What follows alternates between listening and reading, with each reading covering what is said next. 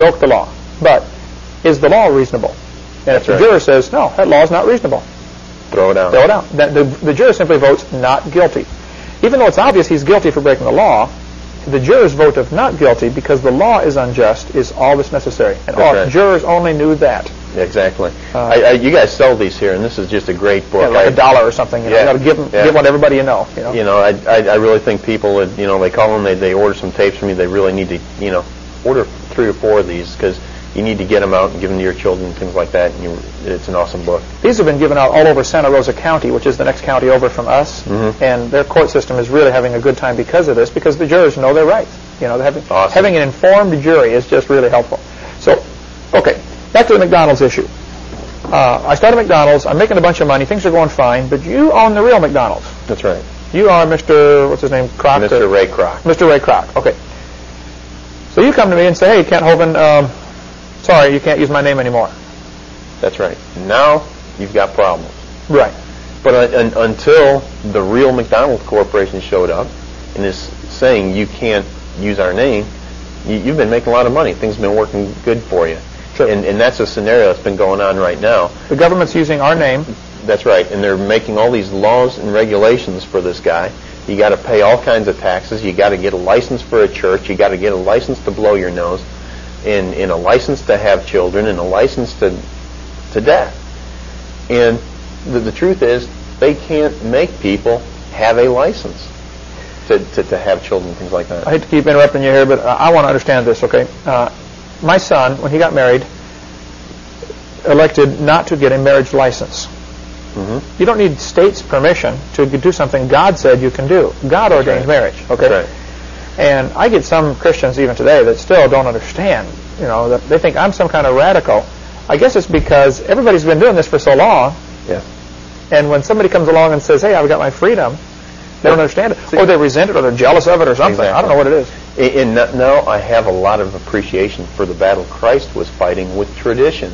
Right. What do you mean? My parents got the marriage license. Their parents got it's really tradition that we're following, in not God's law.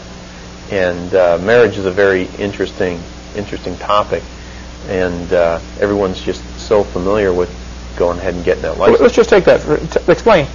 If you get a marriage license from the state, you don't need the state's permission to get married. Okay, obviously. Correct. But if you decide to do that, that becomes a contract.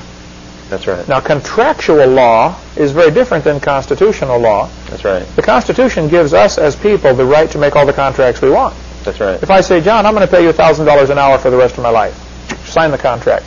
Of course, I'd be stupid to do that, but hey, if I signed the contract and didn't fulfill it, you take me to the local court, they find me guilty, they throw me in jail, take away all my property, and give it to you to pay the debt. That's right. And I can stand there all day long and say, I've got a constitutional right. Well, yes, you do, but I made the contract.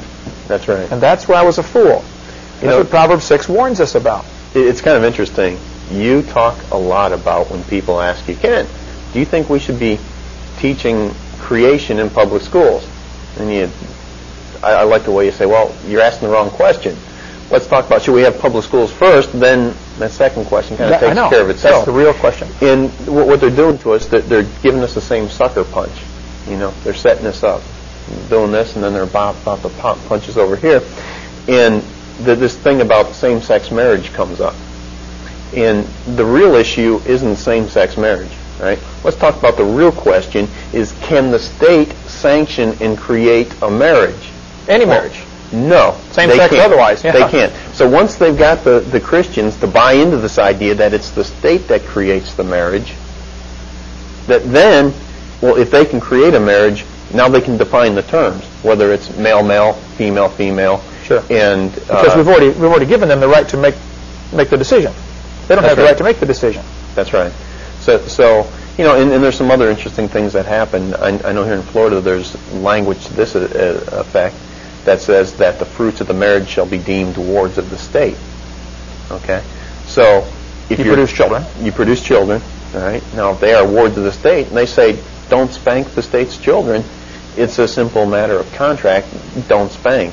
Don't sit there and say, well, the Bible says that I have to. The matter is, what do you do with your children? And you gave them to the state, so you made a contract. Exactly. Okay, suppose somebody did that. Somebody's watching this tape and they say, hey, I did that. I got a marriage license and I spanked my kid and I'm in trouble. HRS or whoever's after me now.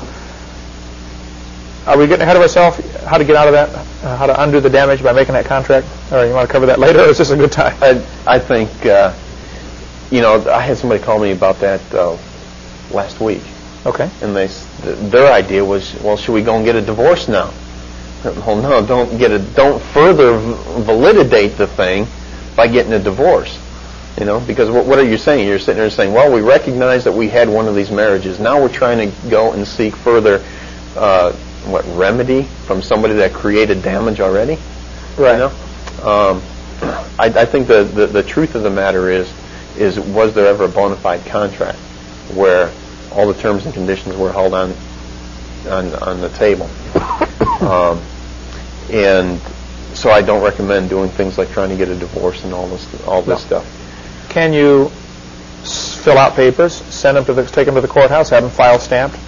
That undoes your marriage license. At least undoes the contract with the state. Well, what I like to do is go ahead and include that marriage license within our filing on our commercial affairs. So basically, that just like what we're going to be doing with the straw man, where we've been filing a UCC, one financing statement against the character down here, laying a claim by the real man against the straw man.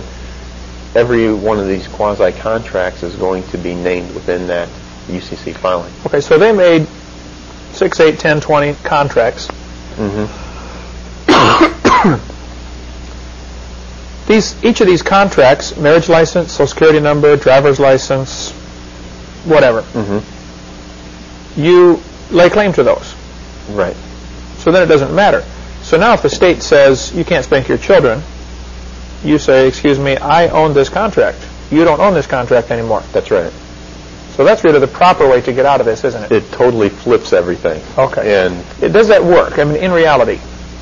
It has been working all over the country very well. And once the process is done right, it's been working very well. And ultimately, I know this, eventually we are going to get to the point where nothing works. And the powers to be are going to say this: bow down and worship the beast, the abomination of desolations. Yeah. And at that point, nothing is going to work, and it's either worship the beast or not. Now, I'm fairly pre-trib rapture in my thinking, and I don't believe the Christians are going to have to go through that period. I believe we will be raptured out of here before then. But inevitably, we are approaching a point when nothing is actually going to work. You're going to have to stand for what's right, and it's going to cost you. That's right. That's right. And ultimately, my opinion right now is I think in the last days there is going to be a great revival.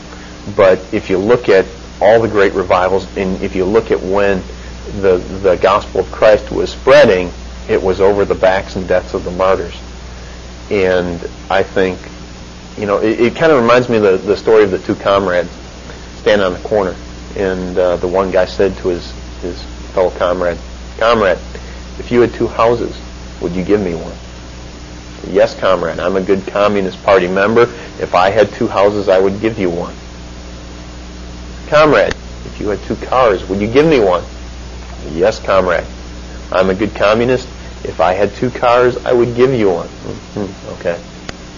"Hey, comrade, one more question. If you had 2 shirts, would you give me one?" His comrade spit at him and walked away.